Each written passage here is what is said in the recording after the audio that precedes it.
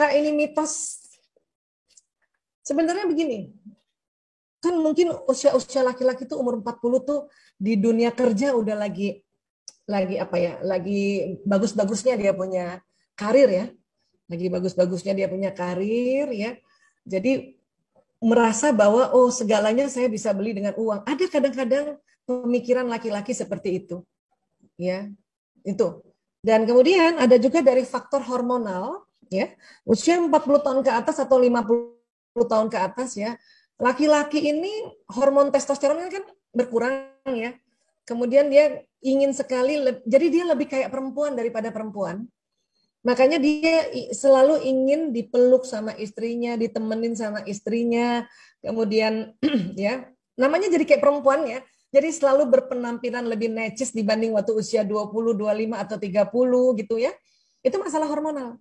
Jadi harus dimaklumi juga yang punya suami mulai 40 tahun ke atas ya, bahwa dia mulai agak lebih mentereng gitu karena satu ya dia sudah sanggup beli baju yang agak mahal, barangkali merek yang agak mahal, dan dia udah mulai kayak perempuan kan, mulai kayak perempuan nih. Nah makanya kita berusaha untuk suami-suami yang sudah 40 tahun ke atas, 45 atau yang 50 tahun ke atas, gimana caranya untuk kita lebih sering sama tuh suami, ya dampingin dia, lebih sering ya itu tadi dengerin nasihatnya, karena laki-laki kalau udah usia 40 tahun ke atas tuh kepengen banget ngasih nasihat. Sementara istri di usia-usia kayak gitu lagi senang-senangnya aktif di luar rumah, lagi senang-senangnya bersosialisasi, lagi senang-senangnya ada kepengurusan macam-macam gitu ya. Karena kan udah nggak gendong-gendong anak gitu ya. Nah, jadi satu kepengen ditemenin terus, satu kepengen lagi mandiri-mandirinya gitu. Itu makanya nggak ketemu, ya nggak ketemu dan akhirnya ya tanpa ya itu tadi ya sebetulnya di secara bawah sadar. Ya, dan kemudian ada fenomena pelakor yang begitu maraknya gitu ya. Makanya mulailah si pelakor-pelakor ini menggunakan cara perempuan sebetulnya.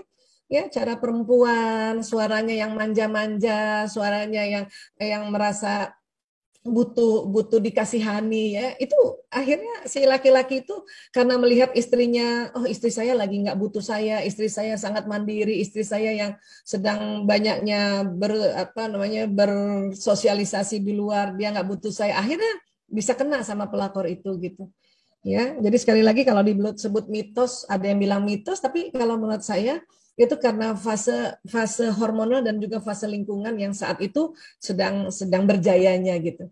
Ya, jadi sekali lagi teman-teman juga harus hati-hati para istri untuk kembali melihat keinginan suami itu di usia-usia kayak gitu. Ya. Itu tadi tuh satu, kepengen banget ngajarin. Nah, pelakor-pelakor itu karena pengennya harta, waktu dikasih tahu sama laki-laki yang usia tuh, iya iya aja, iya mas, sok-sok gitu, iya iya, padahal niatnya emang buruk, ya gitu kan.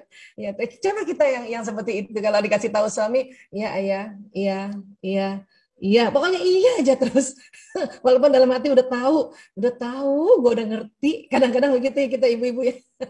Tapi kita karena kita iya aja, iya iya mas, iya ya, siap Mas. Iya, ya. Nah, itu penting juga tuh apa kita punya akhlak seperti itu. Iya aja dulu. Walaupun sebetulnya kadang-kadang kita nggak setuju. Ya, kurang lebih seperti itu kalau saya ditanya saya bisa jawabnya cuma itu aja.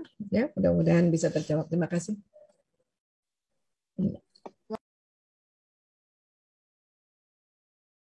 Baik, kemudian pelecehan dari bapak mertua ini berat ya. Berat banget ya. Memang kadang-kadang kita sering lihat baik di sinetron tapi ternyata ada ya. Duh, ya. Nah, ini satu-satunya hanya bisa bicara sama suami memang dan keputusan itu ada di suami.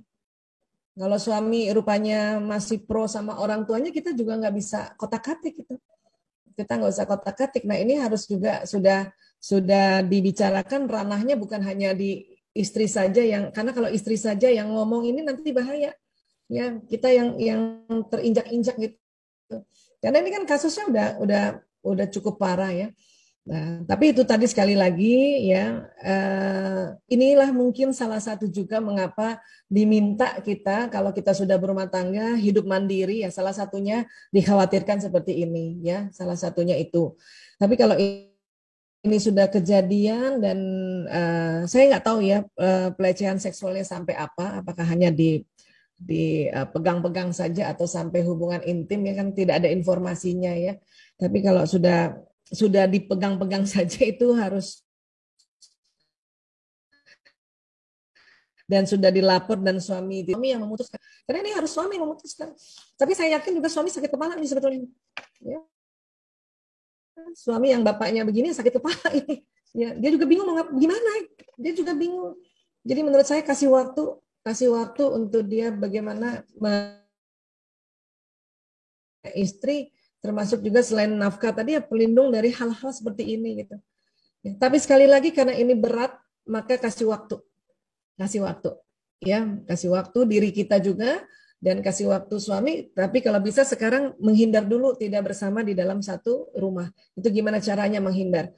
Ya, kontrak kayak kos kayak, karena itu sudah saatnya untuk menghindar. Atau saya nggak tahu juga nih, memang satu rumah kah atau memang lain rumah tapi satu ketika datang, saya belum tahu juga karena informasinya tidak sedetil itu. Tapi sekali lagi karena ini berat dan suami juga mungkin mau pecah kepalanya itu gara-gara urusan ini, maka kasih waktu.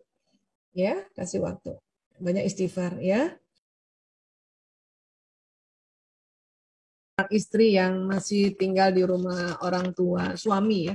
Ini betul-betul perlu bijaksana dan juga perlu diskusi cukup dalam dengan suami niatan-niatan kalau misalnya berumah tangga secara mandiri ya. Walaupun sebetulnya memang paling aman adalah kalau sudah berumah tangga itu ya berumah tangga mandiri. Ya. Kalaupun misalnya tetap mau menjaga orang tua ya carilah rumah atau mungkin belum sempat punya rumah ya kontrak rumah atau kos rumah yang ada di dekat rumah orang tua ya.